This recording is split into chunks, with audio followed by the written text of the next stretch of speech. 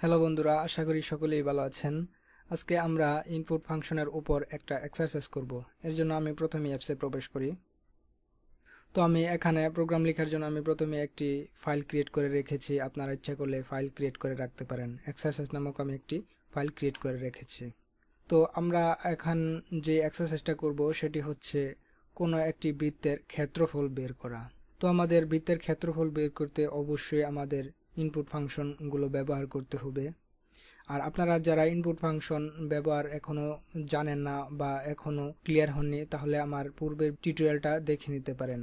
আর আপনি যদি এই চ্যানেলের নতুন হয়ে থাকেন তাহলে অবশ্যই চ্যানেলটিকে সাবস্ক্রাইব করুন, কেননা আপনাদের জন্য এই মোবাইল দিয়ে পাইথন প্রোগ্রামিং টিউটোরিয়ালগুলো আপনাদের জন্য নিয়ে এসেছি এবং এই টিউটোরিয়ালগুলো দেখে আপনারা পাইথন প্রোগ্রামিং শিখতে পারেন। তো আমরা সবাই জানি বৃত্তের ক্ষেত্রফল হচ্ছে পাই আর স্কোয়ার। তো এর জন্য আমাকে যে ইনপুটগুলো নিতে হবে সেটি হলো আর এর মান নিতে হবে। আর হচ্ছে এখানে রেডিয়াস। আর নামে আমি একটা ভেরিয়েবল ক্রিয়েট করে নেই। আর ইকুয়াল, যেহেতু আমরা এখানে একটা ইন্টিজার টাইপের ভ্যালু রাখবো, এর জন্য আমি এখানে INT লিখছি, অর্থাৎ ইন্টিজার, এবং এর ভিতরে লিখছি ব্র্যাকেট দিয়ে ভিতরে লিখছি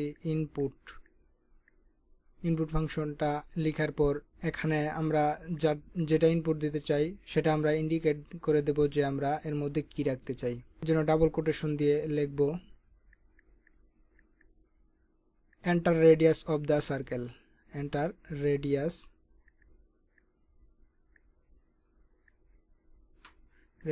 of the circle।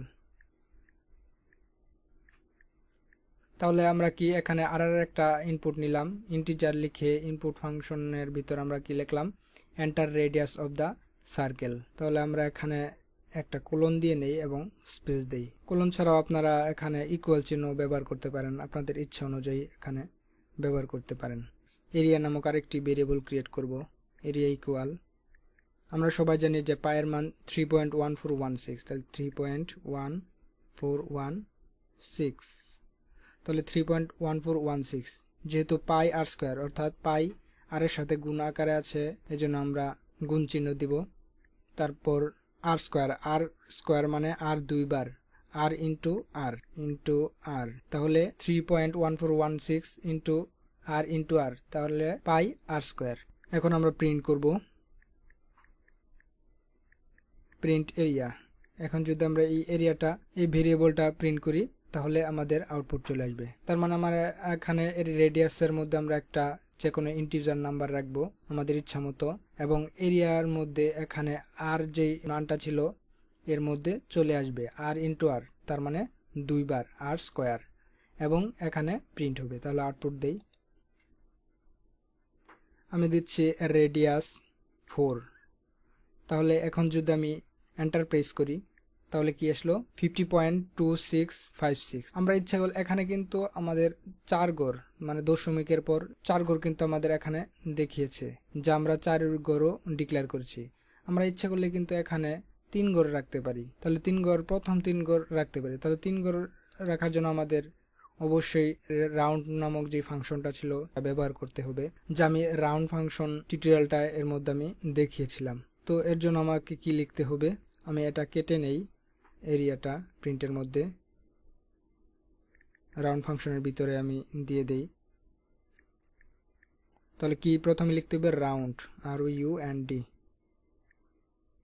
এই রাউন্ড ফাংশনের ভিতরে লিখব এরিয়া, এবং কমা দেওয়ার পর আমরা যত ঘর দশমিক রাখবো তা আমাদের ডিক্লেয়ার করে দিতে হবে। যেহেতু আমরা 3 ঘর রাখবো এর জন্য 3 দিয়ে দিলাম।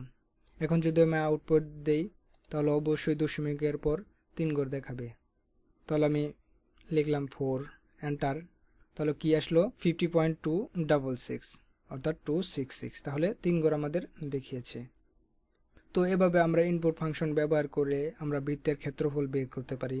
তো আপনাদের জন্য যেই প্রবলেমটা হোমওয়ার্ক থাকবে সেটি হচ্ছে ত্রিভুজের ক্ষেত্রফল বের করা। আমরা ত্রিভুজের ক্ষেত্রফল সবাই জানি যে half into base into height, অর্থাৎ হাফ ইন্টু ভূমি ইন্টু উচ্চতা। তাহলে হাফের মান আমরা 0.5 ধরবো, তারপর আমরা এভাবে ব্যবহার করব 0.5 ইন্টু বেস ইন্টু হাইট, এবং আমরা এখানে দুটি ইনপুট নিব। যেহেতু আমরা এখানে আর এর মান একটা দরকার, এজন্য আমরা আর একটা ইনপুট নিয়েছি, আর আমাদের ত্রিভুজের ক্ষেত্রে দুইটা ইনপুট নিতে হবে, তার মানে বেসের মান এবং হাইটের মান। তো আশা করি আপনারা এই হোমওয়ার্কটা দিলাম, এটা আপনারা নিশ্চয়ই পারবেন যদি আপনারা এই ইনপুট ফাংশনটা বুঝে থাকেন। তো এটা আপনারা ইচ্ছা করলে প্রবলেমটা সলভ করে কমেন্টে অথবা ফেসবুক গ্রুপের পোস্টে আপনারা জানিয়ে দিতে পারেন। তো আপনারা এই প্রোগ্রামগুলো এভাবে প্র্যাকটিস করতে থাকেন। দেখা হচ্ছে আগামী কোনো টিউটোরিয়ালে। তো এতদিন পর্যন্ত ভালো থাকবেন, সুস্থ থাকবেন। ধন্যবাদ।